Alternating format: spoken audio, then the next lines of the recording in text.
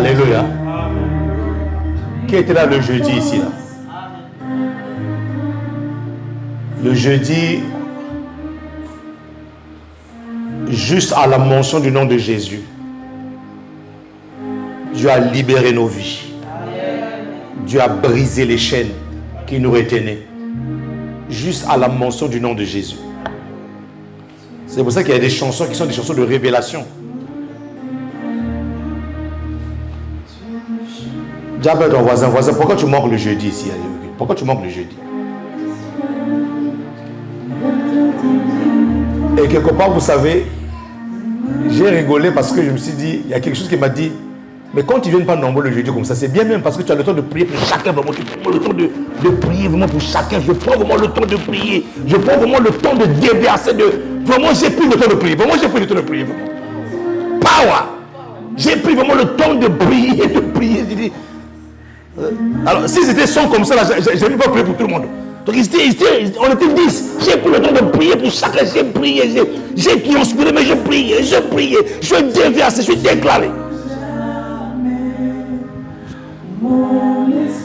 Tu as ton voisin, tu loupes beaucoup de choses. Hein? Qui va acclamer le Seigneur ici?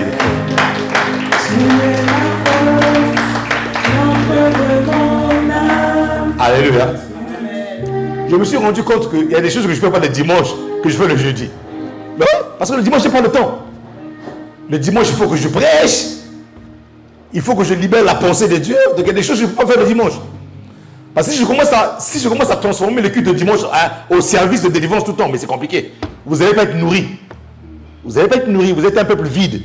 Vous êtes un peuple délivré, mais en termes de substance spirituelle, vous serez vide.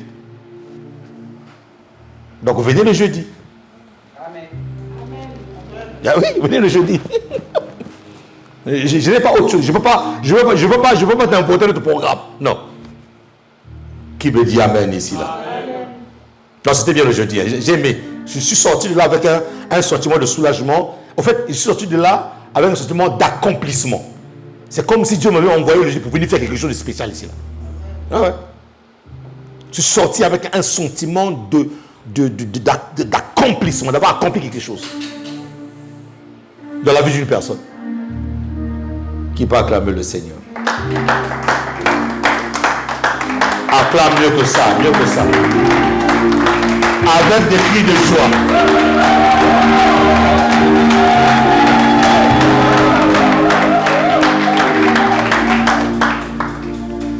Amen. Vous êtes un peuple élu, un peuple béni de Dieu. Un peuple mis à part. Et vous avez mes salutations. Les salutations qui viennent de mon cœur. Et toutes les personnes qui nous suivent au travers de nos différents canaux de communication, que Dieu vous bénisse abondamment. Et je peux vous dire que vous êtes à la bonne source, à la bonne fréquence. Et Dieu vous fera énormément du bien ce matin. Amen. Amen. Amen. Dis avec moi, je suis né de Dieu. Je suis né de Dieu. Wow. Je ne veux pas seulement que tes lèvres le disent, mais je veux vraiment que ton esprit le dise, que ton âme le pense, que ton cœur le pense vraiment. Dis avec moi, je suis né de Dieu. Je suis né de Dieu. Voilà. Très bien. Tu as un Père. Tu as un Père qui est dans les cieux. Mets ta main droite sur le cœur. Père, merci pour ta parole. Merci de nous faire du bien ce matin. Glorifie ton nom. Par le Saint-Esprit qui est avec nous aujourd'hui, demain, après-demain et pour toujours. Parle-nous, Seigneur. Redresse-nous. Réanime-nous, Seigneur. Là où on était essoufflé, Seigneur, donne-nous un nouveau souffle. Au nom de Jésus-Christ de Nazareth. Guéris nos corps, là où nous sommes malades, Seigneur. Rétablis nos vies. Seigneur, enlève toute angoisse, toute amertume dans l'âme. Restaure-nous au nom puissant de Jésus-Christ. Les saints disent Amen. Amen. Amen. Amen. Amen. Dis avec moi la trilogie de la grâce. La grâce est suffisante, elle est effective ou efficace et elle est travailleuse. Nous avons dit que ces trois mots vont ensemble. Il n'y a pas l'un sans l'autre. La grâce a une trilogie. Elle est suffisante, elle est effective et elle est travailleuse. Alors, j'étais en train de réfléchir comment aborder cela. Est-ce qu'il faut que je l'aborde chaque point à son tour? Ça veut dire suffisante, effective et ensuite travailleuse. Ou est-ce qu'il faut que je fasse un package? Le dire d'une manière vraiment globale. Et parce que, justement, comme je viens de le dire, il n'y a pas l'un sans l'autre. Et je pense que je vais me laisser conduire par le Saint-Esprit et donner comme l'Esprit le pense. Alors, on a tellement dit des choses sur la grâce, n'est-ce pas? Amen. Depuis le début de l'année. Alors, nous comprenons que les gens qui s'amusent à prendre juste un thème et le prêcher juste vite fait comme ça, ils n'ont rien compris. Un thème comme celui de la grâce, on ne peut pas le prêcher même en une année, c'est trop peu. Il y a tellement de choses à dire sur la grâce. Alléluia. Qu'avons-nous dit sur la grâce? Dites-moi un peu, comme ça, pêle-mêle comme ça. Dites-moi un peu les phrases qui sortent dans vos têtes. Qu'avons-nous dit sur la grâce? La grâce se multiplie. Vous voyez, on a dit par exemple que la grâce se multiplie. La grâce fait quoi? La grâce est responsable. Nous sommes dans une grâce. Wow, ça c'est bien, ça c'est fort. Nous sommes dans une grâce responsable. La grâce nous responsabilise. Qu'avons-nous dit? Elle est mesurable. La grâce est mesurable. Ça veut dire quoi? Ça veut dire que la grâce a des niveaux. On peut la mesurer à des niveaux. Oui? Tu peux me voir en train de manifester une grâce que tu n'as pas encore manifestée dans ta vie. Ah oui, la grâce a des niveaux. La grâce elle est suffisante. Ah, ça c'est très fraîche, hein? Ça c'était depuis le dimanche dernier, c'est bien. La grâce est? Ouais. La grâce. La faveur de Dieu, oui. La grâce. On a dit beaucoup de choses sur la grâce. C'est pour ça que je vous invite à aller réécouter des prédications. Et je bénis Dieu pour ceux et celles qui ont commencé à le faire. Il y en a qui me disent, pasteur, je prends maintenant le temps chez moi à la maison, je m'assois, je réécoute. Parce que la vérité est celle-ci. C'est qu'une vérité ne peut pas être établie seulement en une seule séance. C'est faux. Il faut réécouter les choses. Et la plupart des gens perdent des révélations et ne rentrent pas effectivement dans leur destinée. C'est parce qu'ils prennent à la légère les paroles de révélation qu'ils écoutent. Soyez comme des chrétiens de Bérée. Les Béréens étaient de ces disciples qui, lorsqu'ils rentraient chez eux, prenaient le temps de s'asseoir et d'examiner les Écritures. Ils réécoutaient la voix. Bon, c'est vrai, à cette époque-là, il n'y avait pas des audios aujourd'hui. Mais au travers de ce qu'ils avaient écouté, ils avaient l'habitude de s'asseoir et de réécouter la voix de la personne qui leur parlait au travers des écrits. Donc, soyez ces chrétiens-là. Je vous assure que ça va vous faire grandir. Ça va vous ramener à un autre statut. Ça va développer votre muscle spirituel. Qui me dit amen ici, là? Amen. La grâce, elle est suffisante.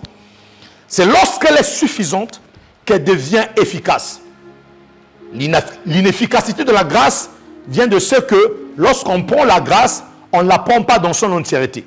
Et je vous ai dit une chose, c'est que Jésus s'est donné entièrement. Nous aussi, nous devons nous donner entièrement. C'est lorsque nous apprenons à nous donner entièrement à Dieu que cette grâce qui est suffisante commence à nous remplir, commence à venir saturer tous les domaines de notre vie. Et lorsqu'elle sature tous les domaines de notre vie, en ce moment-là, elle devient efficace. La grâce est efficace lorsque nous avons compris qu'elle est suffisante.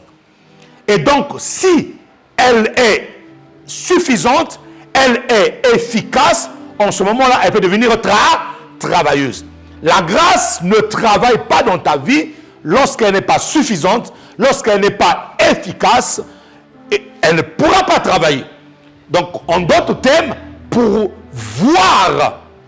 voir effectivement les effets de la grâce, pour voir l'impact de la grâce dans nos vies, nous devons considérer profondément dans notre conscience, cela ne se passe pas dans ton cerveau, mais ça se passe dans ta conscience.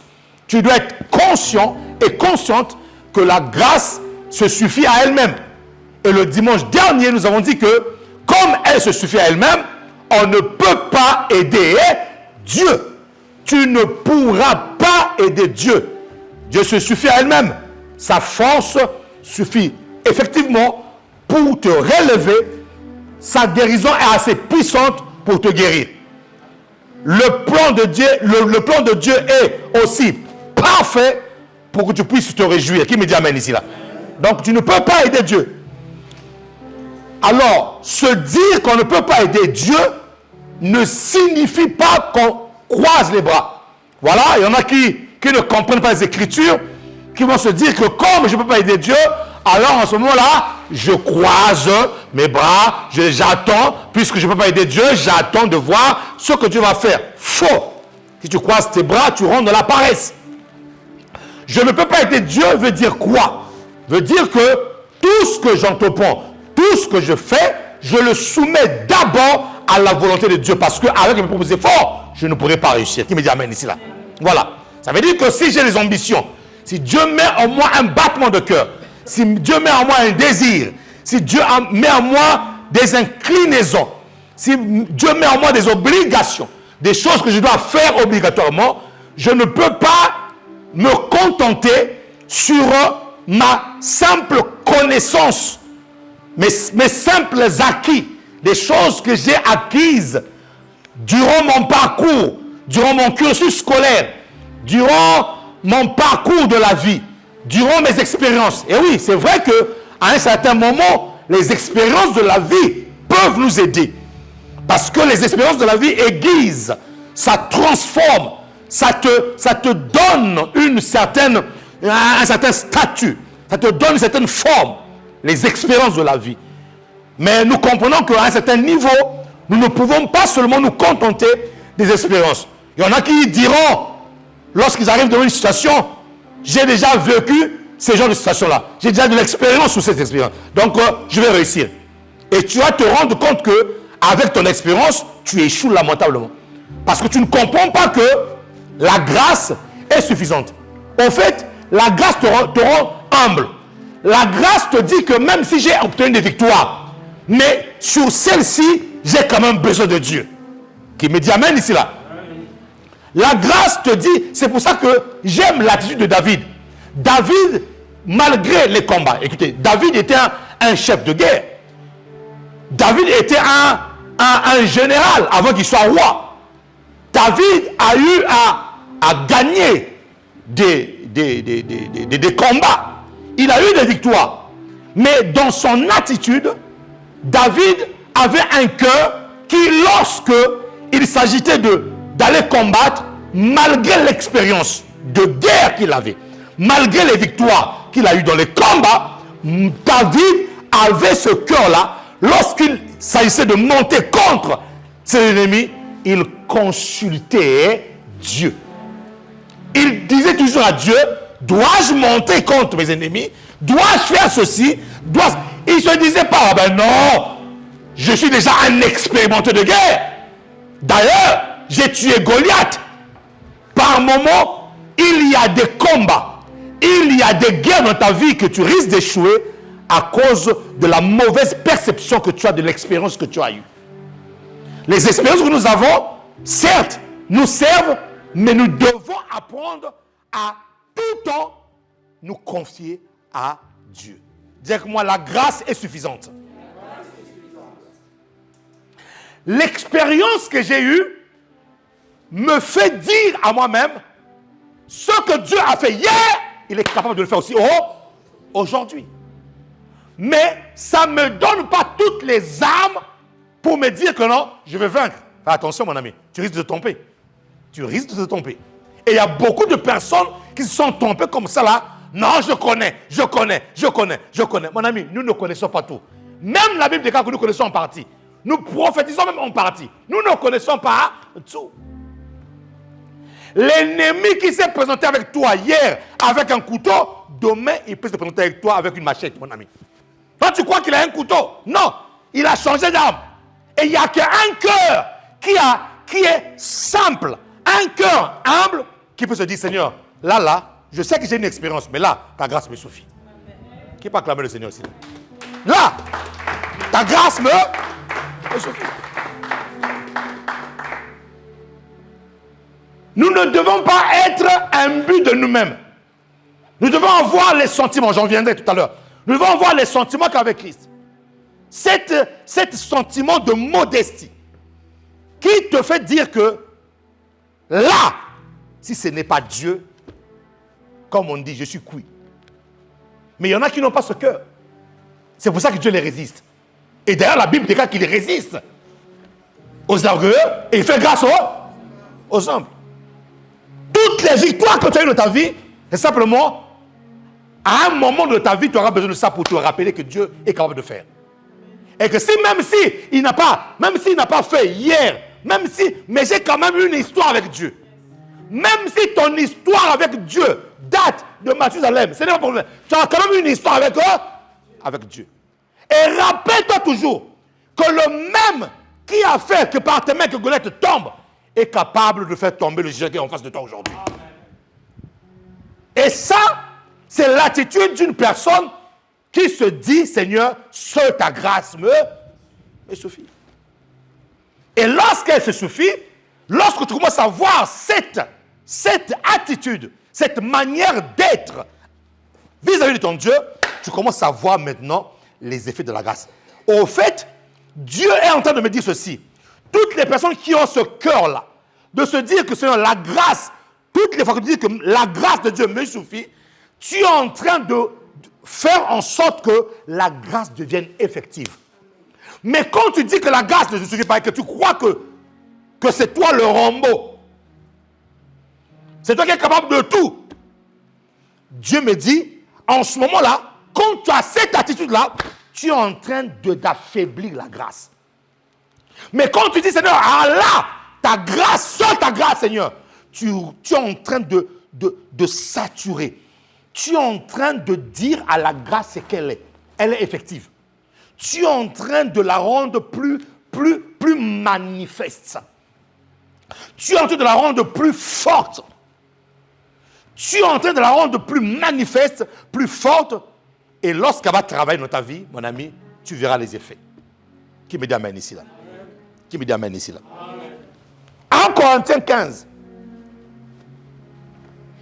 1 Corinthiens 15, 10, verset 10. Saint-Esprit, aide-nous ce matin à comprendre ta parole, à comprendre ta pensée. Ça va? 1 Corinthiens 15, verset 10. Ce que je suis à présent, c'est à la grâce de Dieu que je le dois. Là, je lis dans la version Semeur. J'ai lu dans la version Semeur. Donc, si vous avez la possibilité de me le mettre en version Semeur, je vous serai très reconnaissant. Ce que je suis à présent, c'est à la grâce de Dieu que je le dois. Et cette grâce qu'il m'a témoignée n'a pas été inefficace. Loin de là, j'ai peiné à la grâce, j'ai peiné plutôt à la tâche, plus que tous les autres apôtres. Non pas moi, certes, mais la grâce de Dieu qui est avec moi. Ça va, équipe média, vous êtes perdu là où vous êtes avec moi là? Ça va? Il faut me suivre, hein? Là, c'est la version Semeur. D'accord, mes amis? Écoutez bien. Là j'enseigne, là. Ce que je suis à présent, c'est à la grâce de Dieu que je le dois. Et cette grâce qu'il m'a témoignée n'a pas été inefficace. Loin de là. J'ai peiné à la tâche plus que tous les autres apôtres. Non pas moi, certes, mais la grâce de Dieu qui est avec moi. nous avons dit 3 choses. Trilogie. La grâce est suffisante, elle est efficace, elle est travailleuse. Prenons maintenant la phrase de la grâce suffisante. L'apôtre Paul dit ceci. Ce que je suis à présent, c'est à la grâce de Dieu que je le dois. Ça, c'est la phrase qui nous ramène à dire que la grâce est suffisante. Pour ceux qui notent. Ça, c'est la phrase de la grâce suffisante. La phrase de la grâce suffisante, c'est qu'il dit, ce que je suis à présent, c'est à la grâce de Dieu que je le dois. Ça, c'est la grâce suffisante. La deuxième partie, et cette grâce qu'il m'a témoignée n'a pas été inefficace. Ça, c'est la phrase de la grâce efficace ou effective. Ça, c'est la phrase de la grâce efficace ou effective. Loin de là, j'ai peiné à la tâche plus que tous les autres apôtres. Non pas moi, certes, mais la grâce de Dieu qui est avec moi. Ça, c'est la phrase de la grâce travailleuse. L'apôtre Paul dit que j'ai peiné à la tâche du Seigneur. Et il le dit. Et ce qu'il dit, il ne dit pas faux. Parce que l'apôtre Paul est celui qui a travaillé plus que les autres apôtres. Il dit, j'ai travaillé plus que tout le monde. Et plus loin, il se rattrape en disant, toutefois, ce n'est pas moi qui a travaillé. C'est quoi? C'est la grâce de Dieu qui a travaillé. Un secret dans le ministère. Et pour toutes les personnes qui ont venir dans le ministère, tous les exploits que tu feras, ne te dis jamais que c'est moi, c'est moi. C'est la grâce de Dieu qui a travaillé en toi. Je n'ai pas entendu ton amen ici, là. Amen. Vous voyez des gens dire, si ce n'était pas moi, tu n'allais pas être comme ça. Si ce n'était pas moi, tu n'allais pas... Mon ami, c'est la grâce de Dieu. L'apôtre Paul dit, j'ai travaillé plus que tout le monde. Et il dit, vrai, s'il allait seulement s'arrêter là, on allait croire que c'est ses propres efforts. Mais plus loin, il dit, toutefois, ce n'est pas moi. Il reconnaît qu'il a été transporté par une main puissante. Il reconnaît que par moments, il était fatigué comme le pasteur Symphorien. Mais lorsqu'il se tient à la chaîne pour prêcher, il reconnaît que Seigneur, là, si je me tiens là debout en train de prêcher, c'est simplement ta grâce, Seigneur. C'est simplement ta grâce. Et toutes les fois que tu te mets dans une position, c'est une invitation que tu fais pour ton futur. C'est une invitation à la grâce que tu es en train d'introduire pour ton futur. Ça veut dire que le futur, lorsque ton futur viendra, lorsque tu auras encore besoin de la grâce va se manifester. Pourquoi? Parce que tu l'as reconnu une fois dans ta vie. Qui me dit amen ici là? Amen. Parce que tu as reconnu la grâce une fois. Tu as reconnu la grâce lorsqu'il fallait travailler, lorsqu'il fallait faire telle ou telle autre chose, tu as reconnu que c'est la grâce qui avait travaillé en toi. Donc, quand tu fais cette chose-là, c'est une invitation. Quand tu te comportes de la sorte, c'est une invitation que tu fais à la grâce de Dieu pour ton futur, pour les futurs combats. C'est pour ça qu'une personne qui reconnaît la grâce de Dieu aujourd'hui a déjà des victoires dans son futur. Waouh, c'est puissant ce que je viens de dire là. Une personne qui reconnaît la grâce de Dieu aujourd'hui dans sa vie, dans ses combats d'aujourd'hui, a déjà des victoires pour demain. Pourquoi? Parce que tu es en train de dire à la grâce que ce que je fais aujourd'hui là, c'est à cause de toi. Demain aussi, ça sert à cause de... Qui n'est pas acclamé le Seigneur de grâce ici?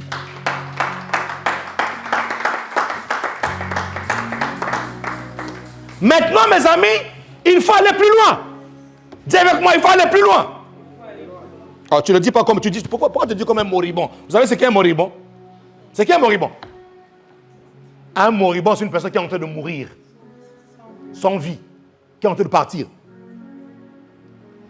Dis avec moi, allons plus loin. Allons plus loin. Il y a certaines choses que je vois ici, les gens se mettent. Tu veux boire de l'eau? Ça va? Acclame Dieu pour toi-même.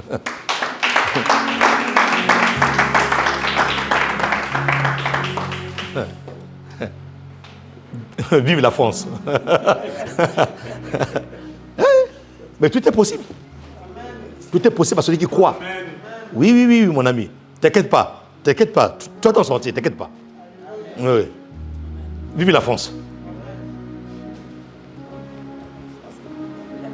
Tu vas réussir même dans une terre aride. Tu seras capable de planter dans le désert, mon ami. La plante va pousser. Non, reste calme, reste calme. Souffle pour un peu de temps, reste calme. Vive la France.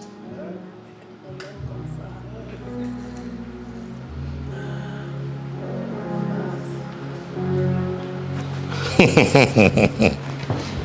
y a des gens qui viennent ici là, il y en a qui sont ici là, ils sont se dire, ah, mais il faudrait que je reste en Afrique, je suis venu faire ici en France ici là. Non, tu es déjà en France ici là, c'est bien.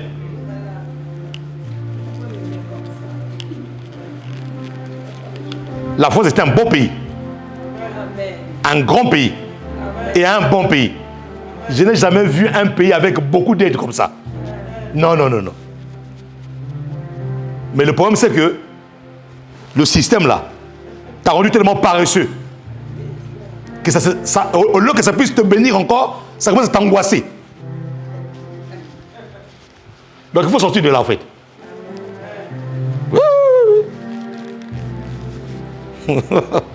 Acclame Dieu, acclame Dieu. Non, ça va aller, ça va aller. Dis à ton voisin, ça va aller. Dis à ton voisin, ça va aller. Ça va aller. Il n'y a pas d'inquiéter. Ne vous inquiétez de rien. Non, non, non, non, non, non. Mais en toute chose, faites connaître vos besoins. Hein? Voilà. Pas de prières, de supplications, avec l'action de grâce. Voilà. Dis à ton voisin, ça va aller. Reste calme, ça va aller. Ça va aller. Voilà. Déstresse-toi, enlève le stress là. Hein? Tu risques de vieillir avant l'âge comme ça là. Tu vas avoir des rides, alors que tu n'as que 20 ans, 25 ans, 30 ans, tu as un visage d'une personne de 90 ans. Non. Ça va, ça va, ça va. Tout va bien, tout va bien. Voilà. Acclame le Seigneur, tout va bien.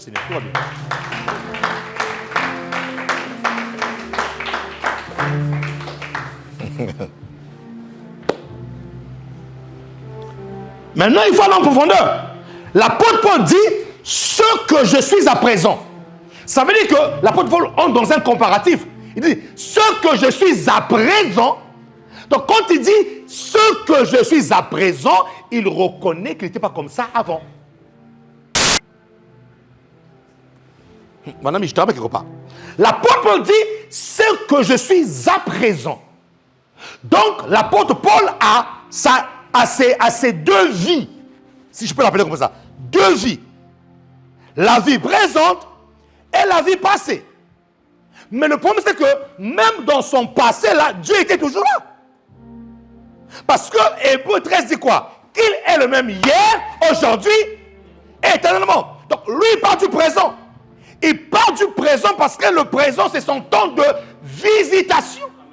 Mais le problème, c'est que même hier, ce même Dieu était là. Mais maintenant, il dit, ce que je suis à présent, je le dois à la grâce. Donc, ça veut dire que ce qu'il avait auparavant, il ne le devait pas à la grâce de Dieu. Il le devait à ses efforts. Ça va? Ça va? Et donc, l'apôtre Paul est en train de faire une comparaison lorsque on se bat seul ou lorsque on unit ses efforts, son intelligence et qu'on réussit seul, et lorsque on réussit selon la grâce. Il y a deux réussites différentes. Tu peux réussir avec tes propres efforts, ton intelligence, mais à la réussir par la grâce. Mon ami, je prie Dieu que tu vives la réussite par la grâce de Dieu. Il dit, ce que je suis à présent, je le dois à la grâce. Ça veut dire que lorsque l'apôtre Paul était pharisien de pharisiens, était à l'école de Gamaliel, ayant étudié la Torah.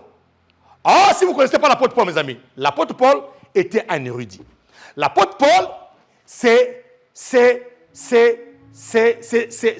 parmi les gens qui étudiaient dans les grandes écoles théologiques de l'époque, et c'est celui dont on préparait qui devait faire partie des 70 anciens d'Israël, ceux qu'on appelle les gardiens, en d'autres termes, de la sainte doctrine, les gardiens de Moïse. Pourquoi est-ce qu'il y avait 70 anciens qui siégeaient dans le Sanhédrin?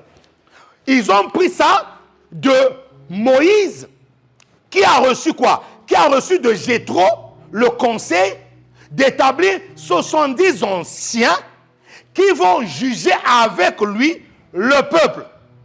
Donc c'est parti de là.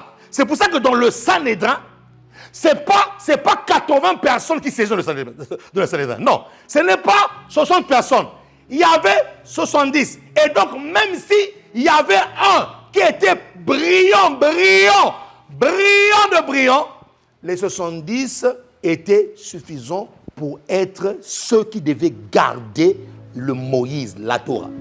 Et donc, l'apôtre Paul est celui qu'on préparait pour siéger parmi les 70. Donc, ce n'était pas n'importe qui. Ce que l'apôtre Paul était devenu, et il n'était pas, il était devenu ce qu'il était devenu parce que ce sont les hommes qui lui avaient fait. Des hommes qui avaient conçu le modèle de l'apôtre Paul. Vous savez, lorsqu'on parle, oh Seigneur, mon ami, ça, je veux que tu comprennes ça. Lorsqu'on parle des sociétés, les sociétés sont des systèmes de pensée humaines. Est-ce que vous le savez ou pas? Amen. Les modèles des sociétés que nous avons aujourd'hui, ce sont des modèles des sociétés qui ont été établis par des hommes, entre guillemets, qu'on appelle des élites. Donc, ce sont des décideurs. Mon ami, il faut que tu sois un décideur. Toi aussi, mon ami, toi aussi quand même. Il faut que tu sois un décideur. Ce sont des décideurs. Est-ce que vous savez qu'il y a des choses que nous subissons aujourd'hui? C'est bon parce qu'il y a des personnes, il y a une certaine élite qui sont assises quelque part, qui sont en train de nous faire, qui sont en train de nous donner une ligne de conduite. Et nous suivons. Ce sont les sociétés sont établies ou bâties sur des systèmes de pensée, des idéologies humaines d'une certaine élite. C'est pour ça que lorsqu'on vous dit que venir à l'église, c'est juste prier en langue, on vous a menti. La vraie église, le mot église vient du grec ecclésia.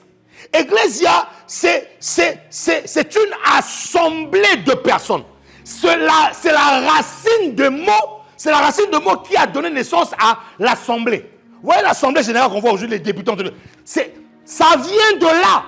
Donc Jésus est venu trouver un système d'effet. Jésus est venu trouver un système tyrannisant le peuple, un système qui ne mettait pas la paix. Les gens étaient tyrannisés, les gens étaient piétinés, les gens étaient pauvres, les gens étaient malheureux. Il descend de son trône, revêtu d'un corps humain, il constate simplement la misère humaine. Mais cette misère humaine ne vient pas de lui. Cette misère humaine vient d'une société qui a été conçue par une élite. Amen. Je prie Dieu que dans cette église sortent des élites qui vont influencer les pensées. Amen. Qui le croit? Amen. Jésus, c'est pour ça que lorsque les disciples viennent lui poser la question, mais maître, dans le royaume des cieux, parmi tous les disciples que nous sommes, qui sera le plus grand parmi nous? Jésus a compris quelle est la philosophie qui animait ses disciples. Et oui, parce qu'avant que les disciples ne viennent, ils étaient tous sous la loi. Et d'ailleurs même, Jésus est né sous la loi. Et donc, lorsque les disciples posent la question à Jésus, à savoir qui parmi nous est le plus grand, mais c'est parce que l'élite du pays dit qu'on doit choisir parmi tous les hommes un homme ou une classe des hommes qui vont nous diriger. Ça veut dire que nos vies vont dépendre de leur décision. Si eux disent à gauche, nous irons à gauche. Et c'est l'une des missions. Église, comprenez-moi, je vous donne une parole prophétique. C'est l'une des missions de l'intelligence artificielle. Pourquoi est-ce qu'ils sont en train de mettre en place l'intelligence artificielle? Et les gens vont commencer à s'injecter des espèces de micro-neurones électroniques en eux. Mon ami, on est en train de fabriquer une population de démons. Une population de personnes qui seront soumises. Il suffit qu'un monsieur, derrière son ordinateur, envoie un message. Rote. Tu rotes. Mon ami, c'est grave ce qui arrive là. C'est grave. L'intelligence artificielle, oui, aura ses prouesses, aura des trucs à faire. Gloire à Dieu. Mais je vais plus loin pour dire qu'une science sans conscience n'est que ruine de l'âme. Et une science sans la sagesse de Dieu n'est que destruction. Et donc Jésus vient dans un monde ou un système. Les disciples, la question des disciples à Jésus montre qu'eux aussi, ils étaient dans un challenge de dominer sur les autres. Mais écoutez-moi très bien, Dieu ne nous a jamais appelés à dominer sur quelqu'un. Lisez Genèse, nulle part dans la Bible où Dieu demande à un homme de dominer un homme. Non, le véritable leadership ne consiste pas à dominer un homme, mais le véritable leadership consiste à faire en sorte que celui qui te suit puisse trouver sa voie et lui aussi devienne le leader. C'est pour ça que tu ne peux pas suivre pasteur symphorien et continuer à rester un suiveur. Non, il faut que tu rentres dans ta destinée. Il n'y a pas d'amen ici, hein? Et donc Jésus trouve là un système des gens qui veulent être grands selon le monde. Qui connaît la réponse de Jésus? Celui parmi vous. Ah, j'aime le système du royaume. Celui parmi vous qui veut être grand, qu'il soit l'esclave de ses frères. Hein? Mais Jésus, je croyais que pour être grand, il faut faire partie de l'élite romaine. Parce que les Romains, ils avaient des élites. Les Romains étaient à l'époque le peuple qui dominait sur plus de, je ne sais pas de combien de pays aux alentours d'eux. Et donc, c'est cette classe des hommes qui ont décidé de la civilisation qu'il y avait à l'époque, de la manière de faire qu'il y avait à l'époque. Et donc, même les disciples, avant de poser la question, ils avaient en eux cette manière de faire, ce système de faire. Oui. Et le système des sociétés qui sont établies fait en sorte que les hommes deviennent tellement compétents selon eux qu'ils oublient des choses qui ne s'obtiennent pas par la compétence, mais qui s'obtiennent par la grâce de Dieu. Amen. Et donc, l'apôtre Paul sort de cette école des élites,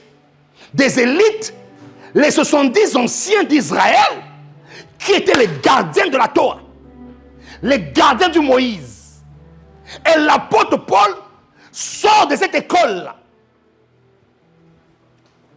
Et c'est cet apôtre Paul qui est en train de dire ceci: ce que je suis aujourd'hui, ce que je suis à présent, c'est à la grâce de Dieu que je le dois. Donc ça veut dire qu'entre-temps, ce qu'il était auparavant, il ne l'était pas par la grâce de Dieu, il ne l'était à cause des pharisiens. Vous voyez, il y a des hommes qui vous font. Mais est-ce que c'est Dieu qui t'a fait? Ce que tu es devenu aujourd'hui, est-ce que c'est à cause d'un homme ou est-ce que c'est la grâce de Dieu qui est passée par là? Et lorsque l'homme te fait, un jour, il va se tenir sur un piédestal pour dire, c'est moi qui t'ai fait. Si tu es là aujourd'hui, c'est à cause de moi.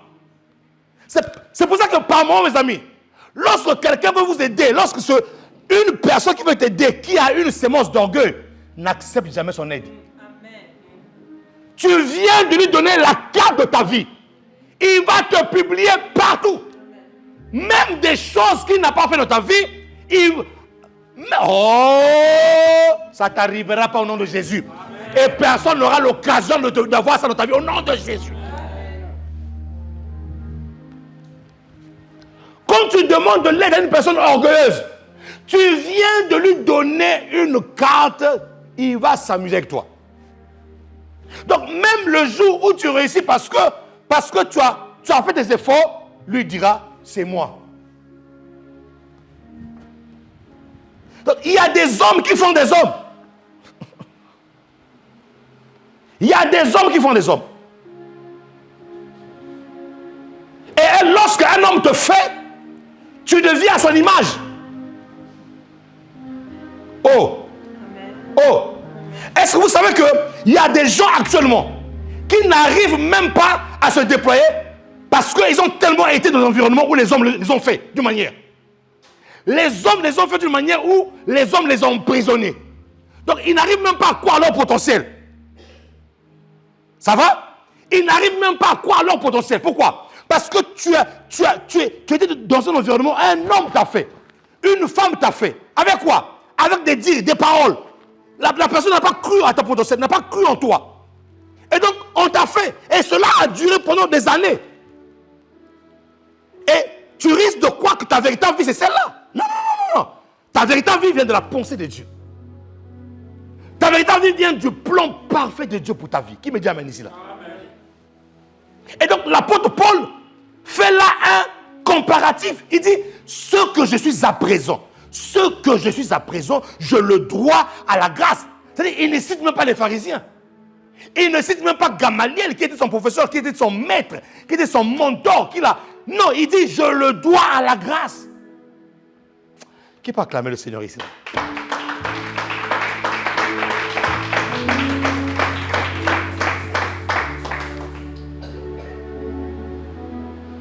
La grâce suffisante va t'emmener à te rendre compte. Ouais? La grâce suffisante va t'emmener à te rendre compte de ce que tu étais sans elle, premièrement.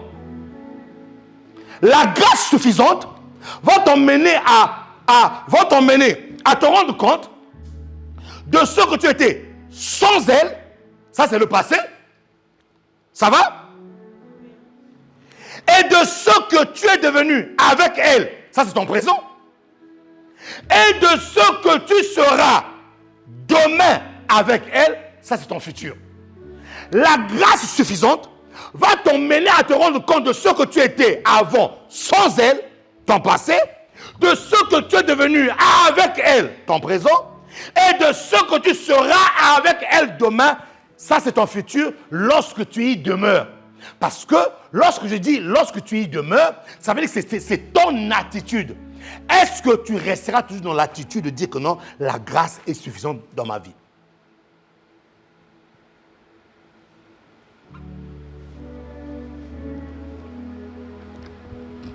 Qui me dit amen ici là?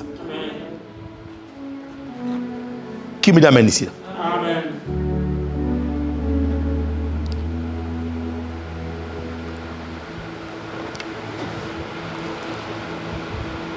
Ce que je suis à présent, c'est à la grâce de Dieu que je le dois. Donc, il s'est rendu compte qu'il a fait des efforts, mais ces efforts-là n'ont mené à rien. Il dit, c'est à la grâce de Dieu que je le dois. Et note ceci, Dieu va s'arranger pour que toutes les ressources sur lesquelles tu comptes tarissent, pour qu'il y ait une seule phrase dans ta bouche. Ce que je suis à présent, c'est à la grâce de Dieu que je le dois. Dieu va faire, mon ami, Dieu est terrible. Dieu va faire que toutes les grâces,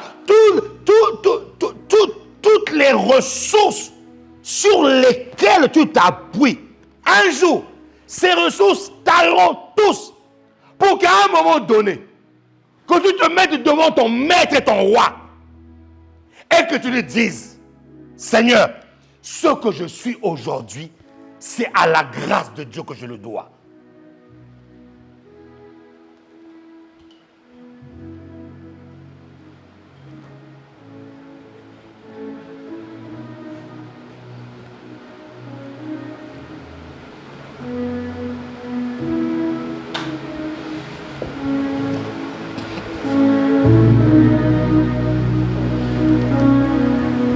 Alléluia. Amen.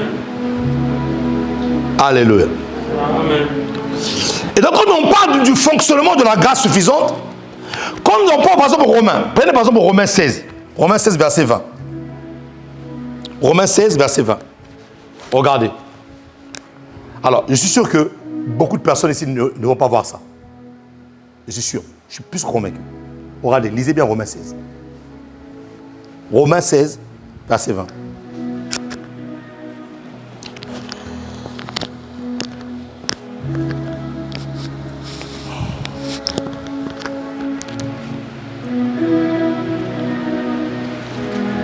Ça va ou pas? Je veux vraiment qu'on me le mette sur l'écran là, s'il vous plaît. Bon, no stress.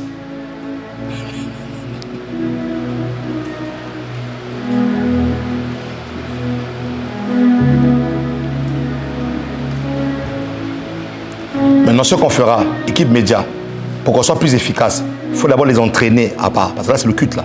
Il faut d'abord les entraîner, qu'ils s'entraînent vraiment beaucoup. Pour ne pas qu'on puisse ralentir le culte. Parce qu'il y a certains temps morts qui fait fuir l'onction. Suivez. Je veux vraiment que tu... Et je suis sûr que beaucoup de personnes ne vont pas constater ça. Le Dieu de paix écrasera bientôt Satan sous nos pieds. Que la grâce de notre Seigneur Jésus-Christ soit avec vous. Je vais le relire encore. Le Dieu de paix écrasera bientôt Satan sous nos pieds. Que la grâce de notre Seigneur Jésus-Christ soit avec vous. Vous voyez? Vous êtes devant un pasteur qui prend le temps sur les textes bibliques de foi. C'est pour ça que je dis que beaucoup de personnes ne vont rien voir là. Et quand je lis comme ça là, beaucoup de personnes sont en train de lire son mot, sont en train de lire, ils ne sont rien comprendre. Alors je vais aller doucement. Le Dieu de paix écrasera bientôt Satan sous vos pieds. Que la grâce de notre Seigneur Jésus-Christ soit avec vous. Et je vous assure que même si je lis au ralenti, il y a quelque chose qui sort là que beaucoup de gens ne vont pas comprendre ça.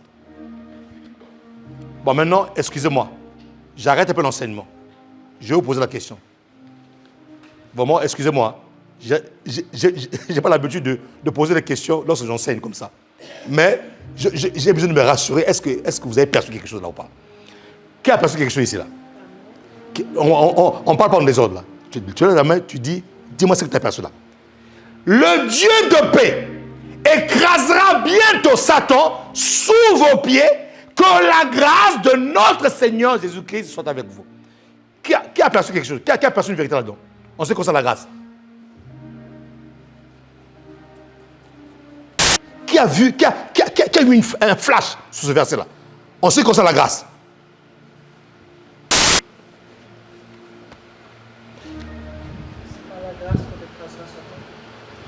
C'est par la grâce qu'on écrasera Satan. Tu as dit quelque chose de bien déjà. Tu as dit quelque chose de très bien. Tu n'es pas loin en fait. Tu es déjà là. Tu es presque à la porte là. Tu es presque au niveau de faire sortir une vérité très puissante. Oui? Waouh! Dieu te bénisse. Quelle révélation? Acclame. Non, acclame le Seigneur. Non, acclame. Ne sois pas jaloux. Acclame le Seigneur. Acclame. Écoutez bien. Écoutez, le Dieu de paix écrasera bientôt Satan sous nos pieds. Donc, Satan peut être sous tes pieds, mais tu ne l'écrases pas. C'est Dieu qui écrase. Oh! Satan peut être sous tes pieds, mais ce n'est pas toi qui écrases. Le Dieu de paix écrasera Satan. Donc, il prend Satan, il met Satan sous tes pieds, mais toi, tu n'as pas la force d'écraser Satan. C'est la force divine de Dieu qui écrase Satan. Ah, qui peut acclamer le Seigneur ici? Qui peut acclamer le Seigneur? Ah.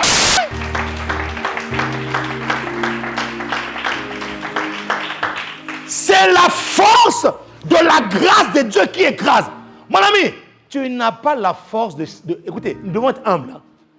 Si on nous enlève Jésus là, toi devant Satan, tu es zéro. Non, parlons bien, mon ami, parlons bien. Si on enlève Jésus, on enlève le Christos, on enlève le vêtement de Christ sur nous, mon ami, devant la puissance de Satan, on ne peut rien. C'est pour ça que j'aime la révélation que l'apôtre Paul donne ici. Il dit, Satan est sous vos pieds, mais ce n'est pas vous qui écrasez. C'est la force de la grâce qui écrase Satan. Si on t'enlève la grâce là, même si tu as été exercé au combat spirituel, mon ami, zéro. Qui n'est pas clamé le Seigneur, mon ami. En fait, ça c'est une phrase. Ça c'est une phrase qui te rend humble. C'est-à-dire que même si tu es un prieur, même si tu es une prière même si tu es une personne qui prie sans cesse, mon ami, si Dieu n'agit pas là, comment est-ce qu'il met Satan sous tes pieds? Alors au lieu de te dire, toi écrase, il dit non, mets-le sous tes pieds, mais c'est moi qui écrase. Quelle image! Mets Satan sous tes pieds, mais ce n'est pas toi qui écrase, c'est moi qui écrase. La grâce est suffisante. C'est pour ça que lorsque tu sors d'un combat spirituel et que le diable a fui loin de toi, mon ami, ce ne sont pas tes exploits à toi. C'est par la grâce de Dieu que tu as fait cela. C'est par la grâce de Dieu. Qui me dit amen ici là? Amen. Qui me dit amen ici là? Amen. Ce que je suis à présent, je le dois à la grâce de Dieu. On y va dans 2 Corinthiens 12, verset 9.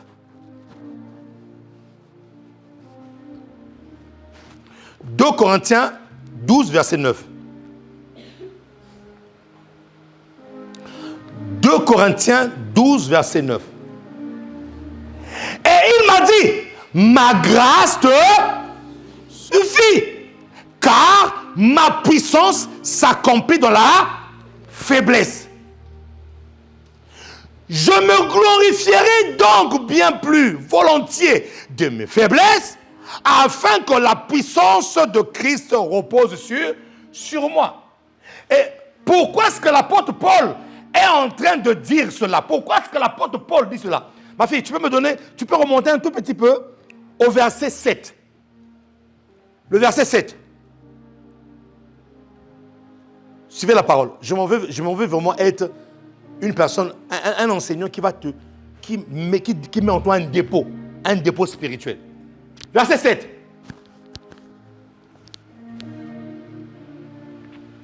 Suivez. Et pour que je ne sois pas enflé d'orgueil, à cause de l'excellence de ces révélations. Mon ami, l'apôtre Paul vient de dire que j'ai travaillé plus que les autres apôtres. Donc, en termes d'écrit, d'ailleurs, c'est lui qui a écrit les plus des épîtres.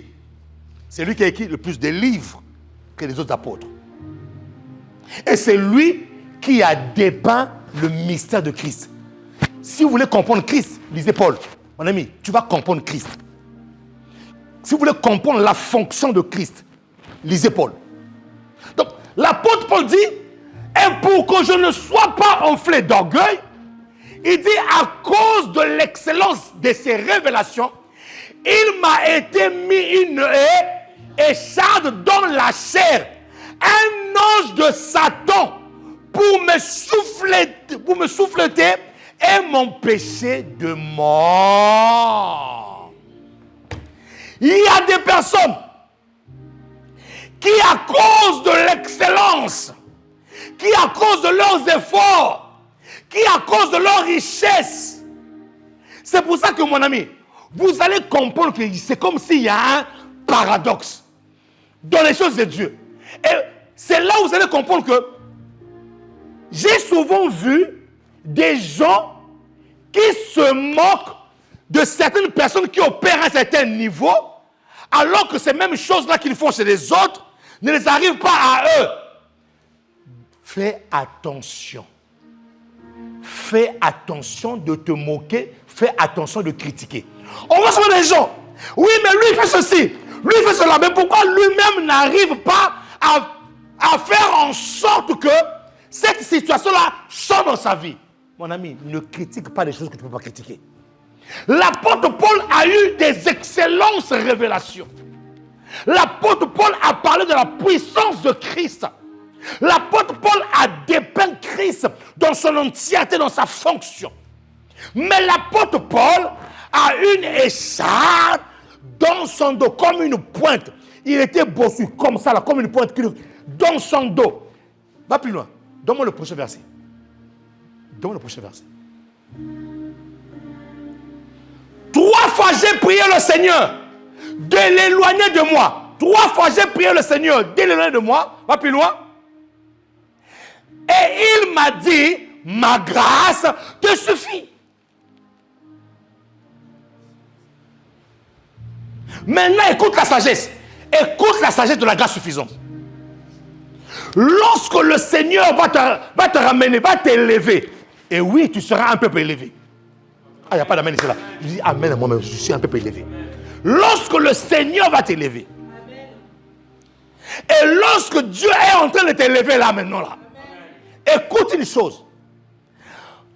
Il y a une guerre, une bataille. Il y a la guerre que tu as à faire.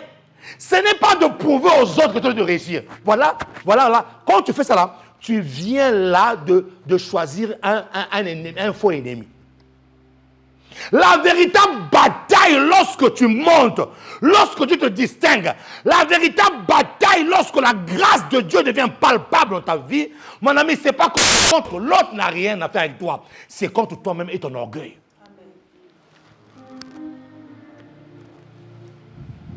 Le problème, c'est que si l'apôtre Paul le dit, il le dit pour ne pas m'enorgueillir. Ça veut dire que lui-même, là où il était, il reconnaissait que ces révélations-là, non, je suis quand même l'apôtre Paul, quand même, je suis quand même... même s'il ne le dit pas, mais tu sens quand même que non, moi en tout cas, Dieu m'a fait une grâce particulière. Jusqu'à aller dire que c'est moi qui a plus travaillé plus que tout le monde. Mais il s'est rattrapé. Toutefois, pas moi, mais la grâce. Mais même s'il a dit ça, il y avait quand même, tu vois, un sentiment quand même dit, c'est quand même moi l'apôtre Paul quand même, c'est quand même moi l'apôtre.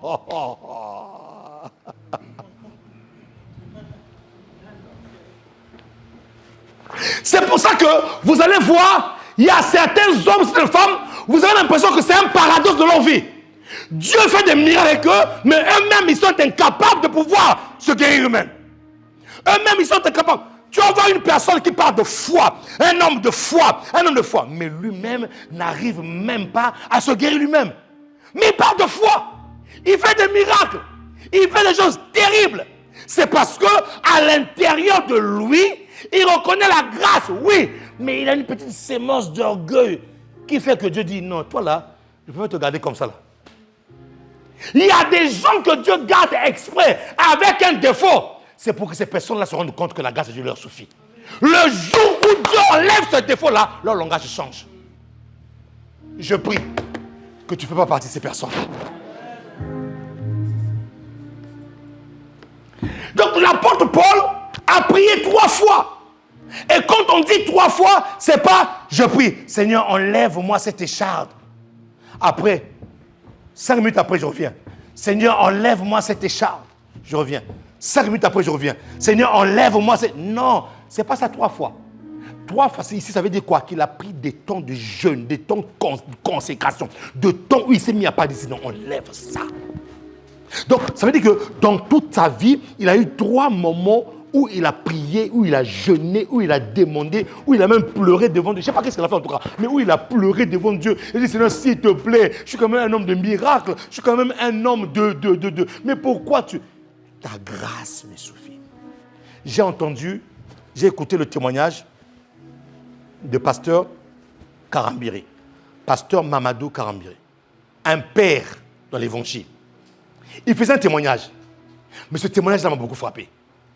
Un jour, au moment où il était à l'apogée, au sommet de son ministère, on l'invitait partout, des miracles à gauche, à droite. Non, mon ami, le ministère fleurissait, on voyait des choses palpables. Sa fille est morte aux États-Unis. Sa fille morte aux États-Unis. On appelle l'homme des miracles. Allô, votre fille est morte. Il dit, ne l'enterrez pas encore. Accordez-moi 1 semaine, j'arrive. Oui, mon ami, c'est l'homme des miracles. L'homme des miracles. L'homme qui voit la grâce de Dieu dans sa vie. Effectivement. Mais il est déjà mort et tout ça. Il dit, laissez-le sur son lit là comme ça. Là. Ne le mettez pas à la mort. Mais monsieur, il va plus. Ne le mettez pas à la mort que j'arrive. S'il y a une échange électroniquement, je signe. Il vient, mon ami. Il rentre dans la chambre là où était sa fille. Il prend la main de sa fille. Prie. Résurrection. Suivez. Résurrection. Tout l'hôpital aux États-Unis. C'est même passé dans les journaux. Même c'est dans les journaux. Résurrection. Et quand c'est comme ça, mon ami, tu risques de croire que tu es arrivé. Mon ami, le miracle de la résurrection, tu risques de croire que non, ça y est, moi tout est fait, ça y est. En fait, c'est le plus grand miracle que j'ai fait là. Bien que le plus grand miracle ne soit pas celui-ci. Le plus grand miracle, c'est celui de la conversion d'un cœur. Mais là, une résurrection, mon ami, même si tu es humble devant tout le monde, mais au fond, le temps quand tu as senti comme non, c'est quand même moi quand même. C'est ça quand même. Dis-moi un jour, sa femme, malade, agonisante, il était en mission, il revient, l'homme des miracles.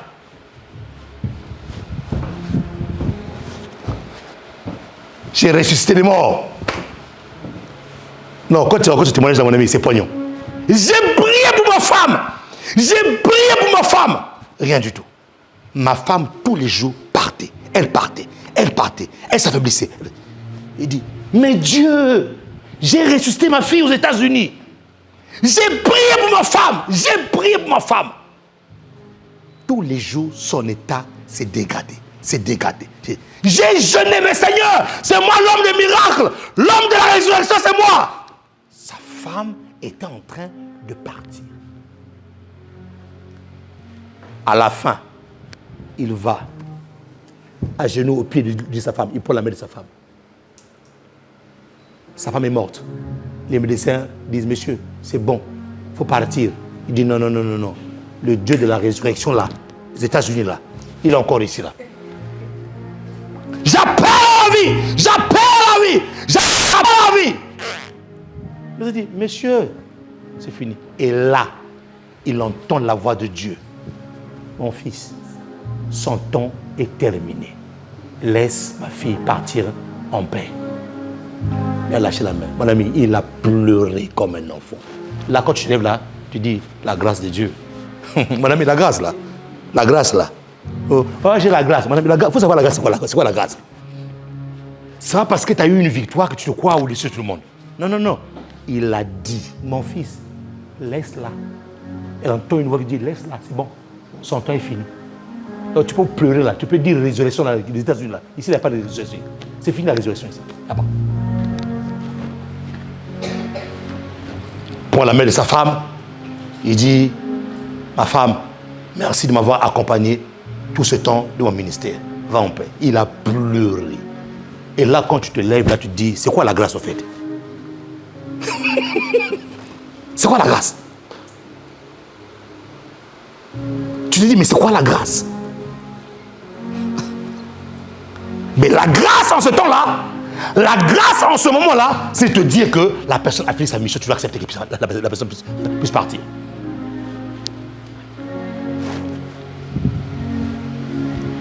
Et à la fin, il dit, mes amis, ça m'a rendu humble. Même les miracles de la résurrection que j'ai fait là, j'en parlais même plus tôt. Ça m'a rendu humble.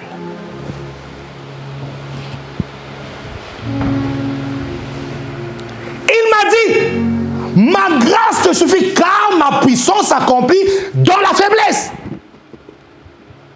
À cause de l'excellence, à cause de ton niveau de vie, il y a des gens, le jour où Dieu lui fait grâce, il était piéton. Par la grâce de Dieu, il réussit à avoir un petit 205. Oh, la personne rentre à l'église comme ça, avec des clés.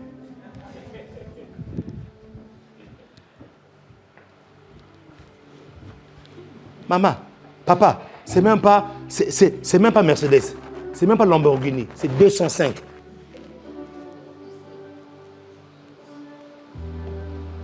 Et toi, tu crois que, voilà, tu es plus supérieur. Mon ami, j'ai connu des gens comme ça là. Ils étaient en galère. ils étaient en galère. Le jour où Dieu les a bénis, ils rentrent à l'église avec des clés en main comme ça, là, met dans la poche, on te faire ça. Il vient comme ça, il vient comme ça à l'église, comme ça, il rentre comme ça à l'église. Comme ça. Comme ça. Comme ça. Et quand on le met derrière là-bas, il dit non. Lui-même s'est déplacé, il vient devant ce soir.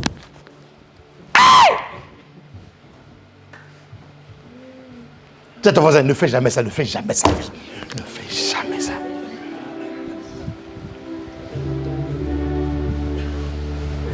Écoutez-moi très bien. Il y a des personnes, ce n'est pas le diable qui les combat, c'est Dieu lui-même qui les combat. Je vous dis la vérité. Il y a des personnes, ce n'est pas le diable. Arrêtez de croire que le diable a des épaules assez larges pour pouvoir défier Dieu. Non. Et d'abord, le diable n'est pas l'adversaire de Dieu, il est l'adversaire des hommes. Non. Il y a des personnes qui sont dans un combat spirituel et ils sont en train de... Même le diable monte auprès de Dieu et dit, mais pourquoi il m'accuse, c'est pas moi. Il y a des personnes, c'est Dieu qui combat orgueil. Dieu sait que si je les monte un tout petit peu, c'est compliqué. Alors, qu'est-ce que je vais faire? Je vais le faire monter, mais en même temps en leur mettant un petit goût amer.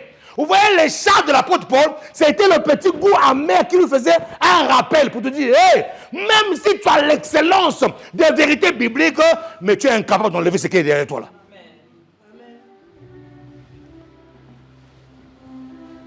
Et donc tu reconnais qu'en fait, que seule la grâce de Dieu suffit. Parce que la Bible dit que c'est une échange, une pointe au niveau de dos. Peut-être que ça lui faisait mal. Peut-être qu'il y a des moments où il prêchait, mais il avait mal au dos. Mais il avait ça. Alors je comprends que ce que l'apôtre Paul est en train d'expliquer ici là, nous met en face d'un choix. Ce que l'apôtre Paul a vécu met l'église d'aujourd'hui en face d'un choix. Le choix de se dire que Seigneur, je vais aller au sommet, mais papa, brise-moi. Papa, avant que j'arrive au sommet, taille-moi. N'ayez jamais peur de votre élagage. N'ayez jamais peur de votre émondement. Quand on amende là. Vous voyez? Quand la saison, le printemps, quand ça arrive là, on fait quoi?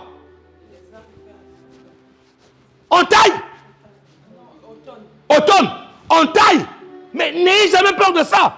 On est en train de te tailler pour que tu puisses avoir la bonne forme. On est en train de te tailler pour que tu puisses avoir la bonne taille. Que tu puisses porter beaucoup de fruits. Qui me dit amen ici là? Qui me dit amen ici là?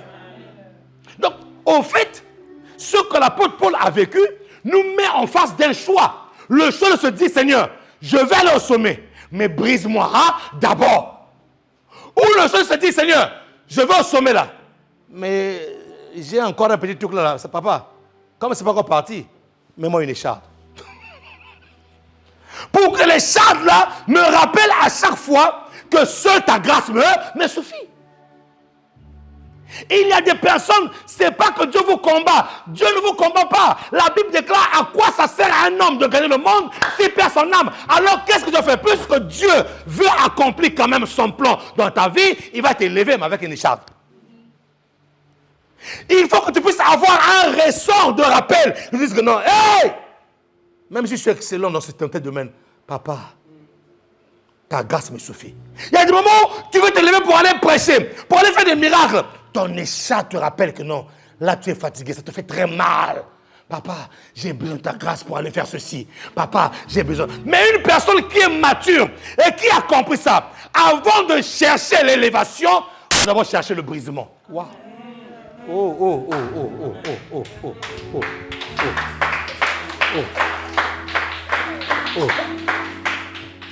Ne sois pas pressé à l'élévation. Parce que l'élévation est capable de te ramener encore vers le bas. L'élévation est capable de te détruire. C'est pour ça que par moment, puisque Dieu sait qu'il a déposé ces capacités-là en toi, il va te laisser partir. Il va te mettre une écharpe derrière toi. Pour que tu te rendes compte que sans lui, tu ne peux rien. Parce qu'il y a des personnes qui sont devenues amnésiques. Ou Ils n'ont pas, vous voyez, c'est pour ça que j'aime bien les voitures. Dans chaque voiture, il y a au moins 3 rétroviseurs. Il y en a un devant, il y en a 2 derrière. C'est pour te rappeler à chaque fois, regarde toujours d'où tu es venu. Il y a des chrétiens qui avancent sans pourtant regarder leur derrière. Ils oublient, ils sont orgueilleux aujourd'hui alors qu'ils oublient ce qu'ils étaient hier. Ne casse jamais le rétroviseur de ta vie. Sache une chose, Dieu veut élever tout le monde. Mais la manière dont tu vas être élevé par la grâce de Dieu dépend de toi. Est-ce que ton élévation viendra avec un cœur brisé ou soit un cœur sans briser avec une écharde? Tu as le choix. Tu as le choix. C'est pour ça que moi, j'ai toujours une prière que je fais à Dieu. Seigneur, ne permets pas que je puisse dire des choses que je n'ai pas dit. Ne permets pas que je puisse être à des endroits où tu n'es pas. Ne permets pas que je puisse faire des choses que je n'ai pas fait. Ça ne permet pas, Seigneur. Si tu penses que ça là, ça va me détruire, ne permets même pas que je puisse. Mon ami, c'est des prières qui sont sincères. C'est des prières qui sont sincères. C'est pour ça, Église, lorsque nous sommes en train d'envier une personne qui a été élevée par la grâce de Dieu, au lieu d'envier sa position, demandez-lui quel est le processus par lequel il est passé. Parce que dans son processus, ça se trouve qu'il a eu à boire certaines coupes que tu n'as pas bu pour que son Dieu le brise. Beaucoup envient des positions. N'enviez pas des positions, mais cherchez le processus. Et la plupart du temps, Église, c'est que nous, on nous enseigne souvent à être la tête dans la queue, mais on ne nous a jamais dit comment être la tête dans la queue. On donne des slogans. La tête dans la queue. Oui. En haut et en bas. Oui. Mais explique-moi comment on fait pour aller au sommet. Explique-moi qu'il faut passer par un brisement. Explique-moi qu'on doit m'émonder. Explique-moi que le cœur que tu as là, ce n'est pas le cœur de Dieu. Si tu vas au sommet avec ça là, ça sera ta chute. Explique-moi. C'est pour ça, mes amis, je suis contre les pasteurs qui sont aveuglés par les soi-disant hommes, femmes riches de l'église. Ils ne disent plus la vérité, ils sont bâillonnés, on leur a fermé la bouche, ils ne veulent plus prêcher la vérité à cause de quoi? Si je dis la vérité, si je dis la vérité, il va quitter l'église. Alors j'aime le pasteur cartonné. Quitte aussi. Mon ami, je vous dis la vérité. Mon ami, dis-moi pasteur, prêche un peu, prêche. J'en connaissais un comme ça là. À l'époque de ma galère avec Granger. Et les gens pensent que lorsque tu es galérien et que tout le monde est capable de vendre sa dignité pour de l'argent. Frère, je pouvais mourir pauvre, mais digne. Le jour où on me met dans mon cercueil, on me met dans mon trou. Même ma femme là où elle est, homme digne. Tu es digne, tu es mort dignement.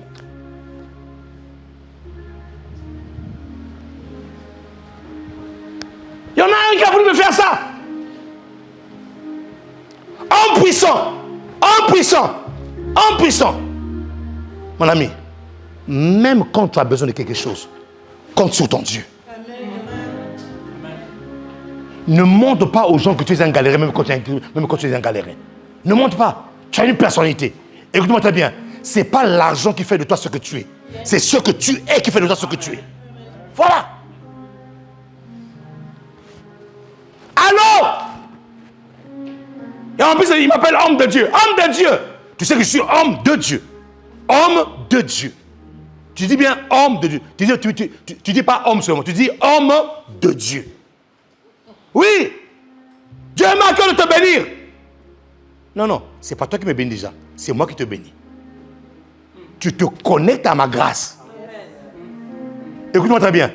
Ça parce que tu me vois en babouche comme ça là, que je n'ai pas la grâce. J'ai la grâce. Amen. Même en babouche, je suis transporté d'une grâce.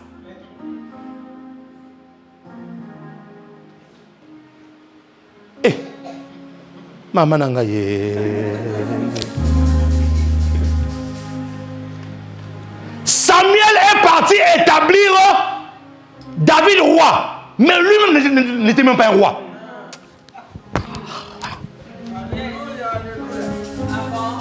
Faites attention à ça. Faites attention à ça. Samuel entre dans la maison d'Isaïe, il y a un roi ici là. Mais lui-même, ma fille, n'est même pas un roi. Samuel n'a pas connu la luxure que David a connue.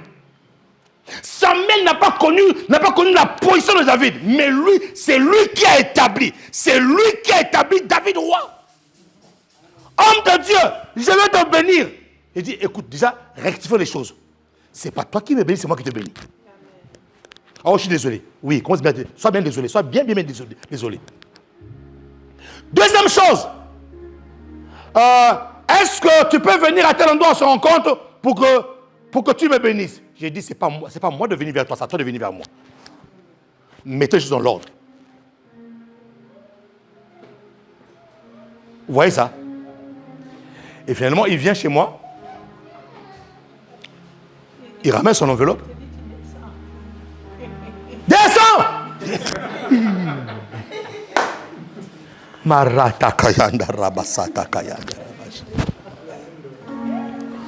Mes amis, je vous donne un secret.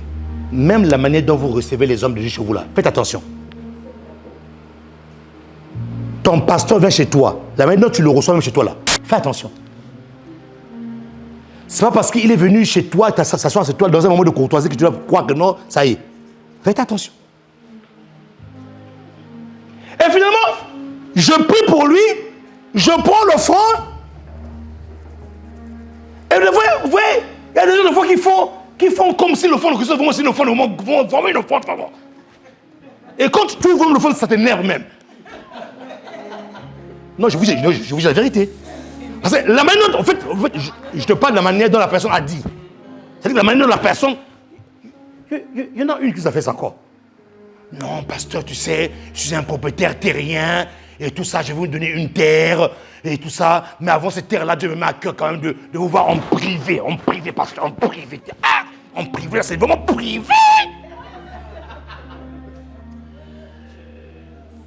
J'ai une enveloppe, mais je n'ai pas envie de donner ça devant tout le monde. Je suis là-bas, mon ami. Je dis à ma femme, chouchou, non, Dieu est bon. Je dis à ma femme, Dieu est bon. Elle veut nous voir en plus en privé, pas devant tout le monde parce qu'il y a une enveloppe.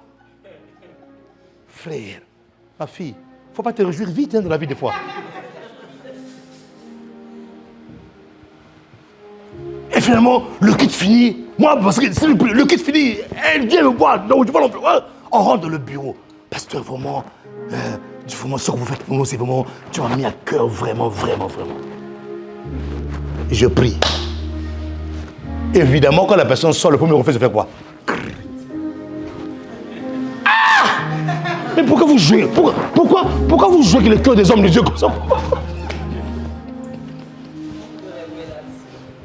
Pourquoi vous jouez avec des gens comme ça là? Maman, viens simplement avec un truc. Ne me montre pas que c'est comme si c'est toi c'est comme si tu as fait quelque chose avec ça. Non, viens simplement.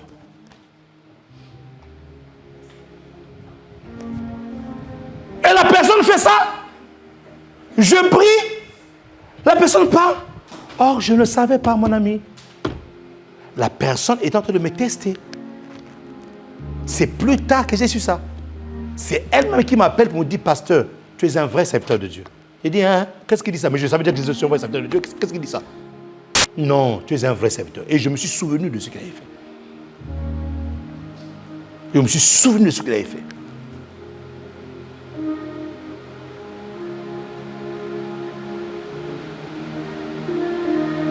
Ça veut dire quoi? Pour les autres, pour lui dans sa tête, il se dit, même si elle est faux, mais je connais un vrai. Amen. Donc, et ça se trouve que peut-être que sa vraie conversion viendra au travers de moi.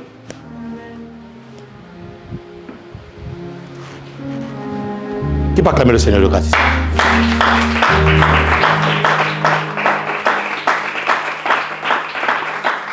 Qui peut acclamer le Seigneur?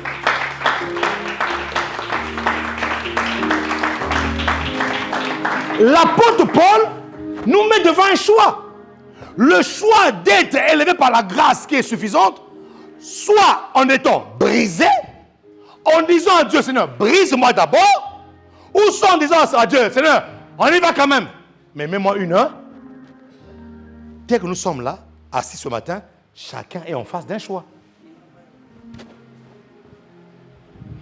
tu veux mon conseil, va d'abord dans le lieu secret.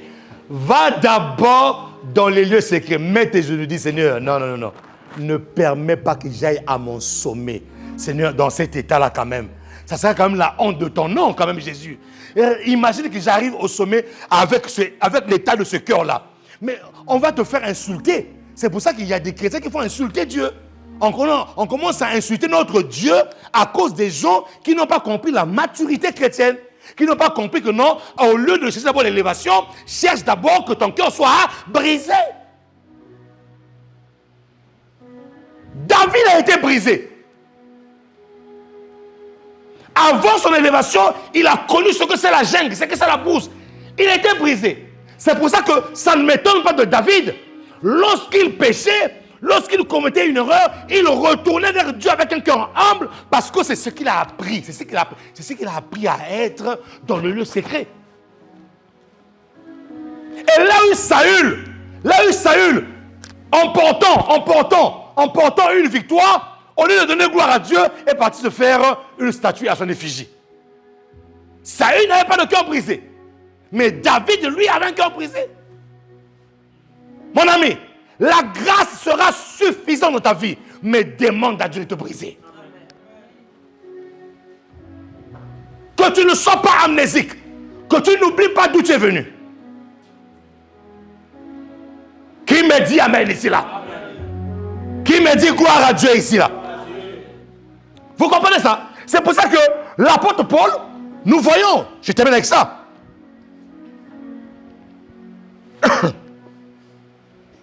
L'apôtre Paul dit ceci, que je me glorifie donc de mes faiblesses. Ça veut dire que la grâce commence à être suffisante dans la vie d'une personne qui commence à reconnaître ses faiblesses. Je dois donc me glorifier. Là où tu te sens faible, commence à danser. C'est là où la grâce sera effective dans ta vie à toi. Là où tu te sens faible, ne te dis pas en toi que Dieu t'a abandonné. Non. La faiblesse que tu as là est une invitation à la grâce suffisante. Oui. C'est une invitation à la grâce suffisante. Donc quand tu es faible quelque part, commence à te glorifier de ta faiblesse. C'est là où la grâce va agir. Ne te dis pas que tu peux. Non, non, non. Dis Seigneur, je suis faible. Il n'y a pas de honte à cela. Et d'ailleurs, Dieu aime ce cœur-là. Une personne qui a un cœur qui reconnaît que je suis faible. Qui me dit amen ici là? Qui me dit amen ici là? Donc il y a une reconnaissance de ses faiblesses devant Dieu et non devant Satan. Je précise, on reconnaît ses faiblesses devant Dieu et non devant Satan. Devant Satan, on ne reconnaît pas ses faiblesses. Non, non, non, non, non. On combat. Devant Satan, tu deviens un homme Christ, une femme Christ. Tu combats.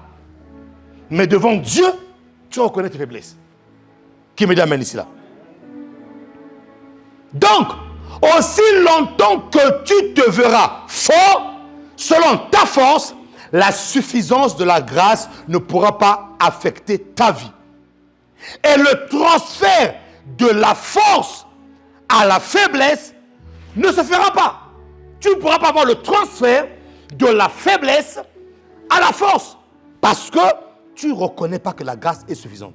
Car par mon rabaissement, lorsque tu te rabaisses, c'est là où Dieu prend tes faiblesses. Quand tu te rabaisses, c'est là où Dieu récupère tes faiblesses. Il y a des personnes qui sont trop debout devant Dieu. Regardez, même lorsque nous adorons Dieu, les gens ont du mal même à se mettre à genoux devant Dieu pour adorer. Ils sont trop debout. Ouais. Ils regardent comment il est habillé. Ils regardent son titre. Ils regardent son rang social.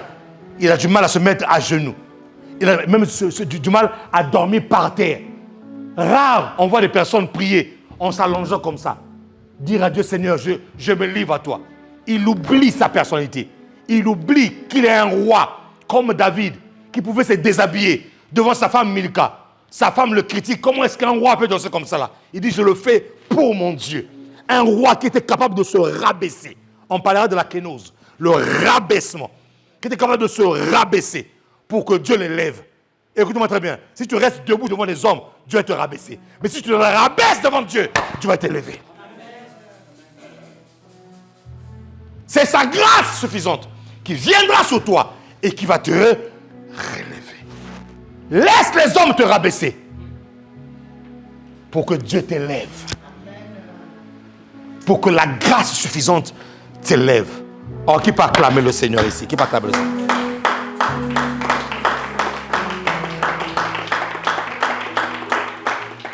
Notez ceci pour terminer. C'est pour cela, dans le fonctionnement de la grâce suffisante, lorsqu'elle te rencontre, elle te dépouille. Elle te défait d'abord, ensuite elle te fait. Oh, oh. C'est là où on va orienter le dimanche prochain. La grâce suffisante, ma fille, lorsque tu la rencontres, elle ne t'élève pas d'abord, elle ne te bénit pas d'abord pour dire non, je suis béni. Non.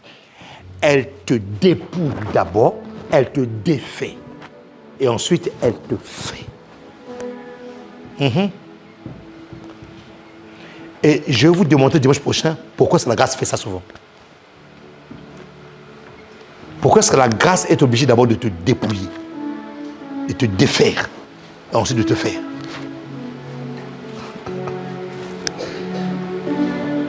La véritable grâce suffisante, lorsque tu la rencontres, elle te défait, ensuite elle te fait.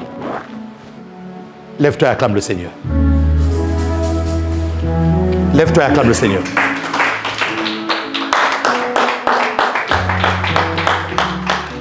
Lève-toi et acclame le Seigneur.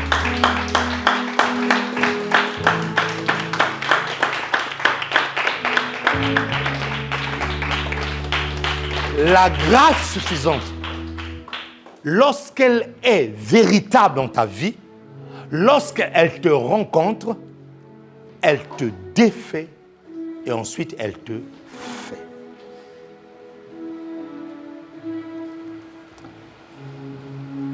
Et dimanche prochain, je veux répondre à une question particulière que beaucoup de chrétiens se posent souvent. Je vais répondre à une question particulière où tous les enfants de Dieu se posent. Mais moi-même, je me suis posé cette question. Pour que vous puissiez comprendre le fonctionnement de la grâce suffisante. Garde tes mains levées. Seigneur, cette grâce est suffisante. Elle est effective et elle est travailleuse. Je prie maintenant. Mets ta main droite sur ton sein. Je pense que cet esprit est en train de me conduire comme ça là. De prier avec la main droite sur ton sein. Que le dépôt de la grâce suffisante affecte ta vie maintenant. Le dépôt de la grâce suffisante. Que Dieu te fasse vivre cette grâce. Au nom de Jésus-Christ de Nazareth. Seigneur, je prie pour que nous puissions être de ceux et celles qui seront élevés par la grâce suffisante tout en passant par le brisement d'abord. Nous ne voulons pas être dans la grâce suffisante au sommet avec un goût amer d'une écharde. Seigneur, s'il te plaît. Mais nous voulons d'abord commencer par le goût amer et puis terminer par un bon goût. Alors je te prie, Seigneur, pour ceux et celles qui sont ici. Seigneur, fais-nous passer par ce chemin-là. Afin que lorsque la grâce sera suffisante, effective en nous, Seigneur, que nous ne puissions pas être comme l'apôtre Paul qui avait cette écharde, oh Dieu. Seigneur, enlève en nous cet orgueil. Enlève en nous ce grain d'orgueil. Est-ce que tout le monde, nous pouvons se mettre à genoux devant Dieu? Dieu me dit, pendant que vous allez faire prier, cette prière d'orgueil, mettez-vous à genoux. Et que j'enlève en vous cet orgueil-là. Cette sémence d'orgueil. Ce grain d'orgueil. Même lorsqu'on se dit, Seigneur, je ne suis pas orgueilleux. Mais au plus profond de nous, Seigneur, il y a comme un grain, comme une sémence, comme une petite graine qu'elle a cachée, Seigneur. Enlève en nous, Seigneur.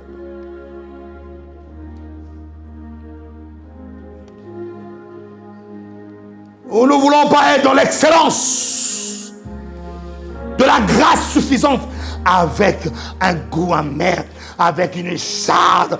Oh non, Dieu, l'écharde sur l'apôtre Paul était mis pour qu'il puisse pas s'enorgueillir. Mais nous faisons le contraire. Nous disons, Dieu Seigneur, brise-nous dans l'orgueil et ensuite élève-nous dans la grâce suffisante.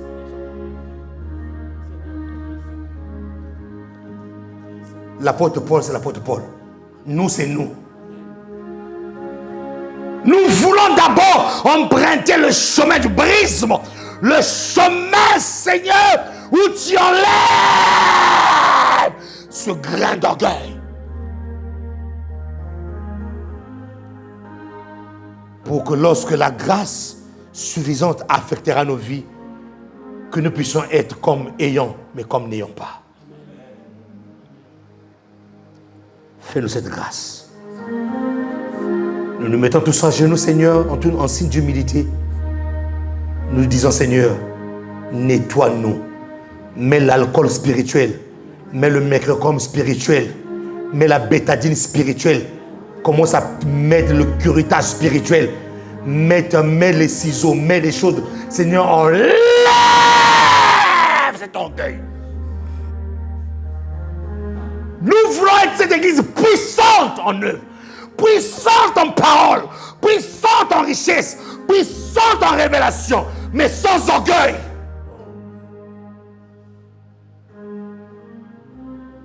Fais-le. Fais-le. Fais-le. Fais-le pour la gloire de ton nom, Seigneur. Par le nom de Jésus. Les saints disent Amen. Lève-toi et acclame le Seigneur de grâce. Waouh!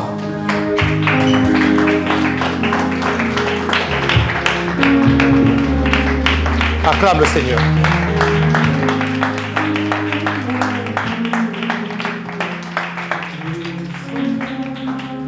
Et j'ai compris que l'état de ton cœur accélère même l'héritage de ta vie. L'état de ton cœur. Est-ce qu'on peut se mettre debout dans la présence du Seigneur? Nous sommes arrivés à la fin de ce culte qui n'est pas la fin de la présence de Dieu. Parce que la présence de Dieu continue juste après. Il est permanent avec nous.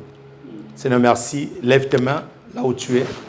Merci, Seigneur, pour ces instants de célébration où nos cœurs, Seigneur, t'ont véritablement cherché dans l'adoration, où nous avons écouté ta parole. Et oui, cette grâce qui est suffisante. Tu as tellement de choses à nous dire là-dessus, Seigneur. Et nous avons tellement, Seigneur, confiance en cette grâce qui est agissante dans nos vies. Mais donne-nous cette attitude de cœur, tel point que, Seigneur, nous puissions nous humilier, que nous puissions rester humbles et de comprendre que sans cette grâce, Seigneur, nous ne pouvons rien faire. Donne-nous ce cœur d'enfant, Seigneur, qui nous permet de palper cette grâce au nom de Jésus. Seigneur, le jeudi prochain sera le jeudi de l'instant de guérison divine. Je te prie, ô Père, toi qui m'as donné ce programme, ramène les malades ici. Ramène les malades de toutes parts. Ramène des personnes qui sont souffrantes. Des personnes qui sont dans leur maison actuellement, qui sont en train de pleurer. Seigneur, ramène-les, Seigneur. Fais en sorte que ceux qui sont au loin soient connectés ce jour-là, Seigneur, afin qu'ils puissent recevoir leur guérison au travers des hommes. Oui, Père, tu guéris encore jusqu'à présent. Et ta puissance est aussi palpable jusqu'à présent. Fais-nous cette grâce de la guérison, Seigneur, le jeudi prochain. Que cette semaine qui commence soit une semaine bénie de Dieu. Et que la grâce de Dieu vous soit ouverte dans tous les domaines de vos vies. Je croyais que quelqu'un allait dire Amen. Quand on dégage notre parole, mes amis, apprenez à dire Amen. Ne soyez pas distraits. Quand on dégage notre parole, dites Amen, recevez-le. Le diable ferme ta bouche parce qu'il sait que cette semaine va être bénie. Et il ne veut pas que tu puisses recevoir cela. La grâce de Dieu te sera multipliée. Amen. La faveur de Dieu sera sur ta tête. Amen. Sera à gauche. Amen. Sera à droite. Amen. Elle sera même en bas. Amen. Tu seras transporté dans la bulle de la grâce. Amen. Au nom de Jésus. Tes ennemis tomberont devant toi. Amen. Ils viendront par un seul chemin, mais ils s'en feront par 7 chemins. Amen. Au nom de Jésus. Ce que Dieu a déclaré sur ta vie cette semaine s'accomplira certainement. Amen. Au nom puissant de Jésus, les saints disent Amen. Et les saints acclament le roi des rois, le Seigneur des seigneurs. Salut ton frère, salut ta soeur. Merci de m'avoir écouté et bon dimanche à tous. Jeudi, ramenez les malades ici, s'il vous plaît. Que Dieu vous bénisse. Merci beaucoup. Merci.